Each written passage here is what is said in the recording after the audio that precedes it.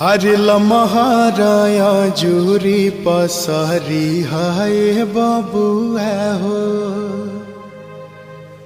लमहर कुल परिवार है। लमहर बाटे तहरा पापा जी के नैया हो।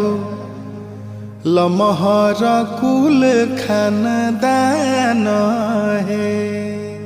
हरे लमहराया जुरी पसरी हाय बबुआ हो। लमहर कुल परिवार है।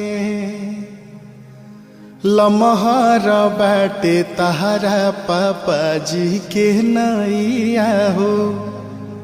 लमहर कुल खानदान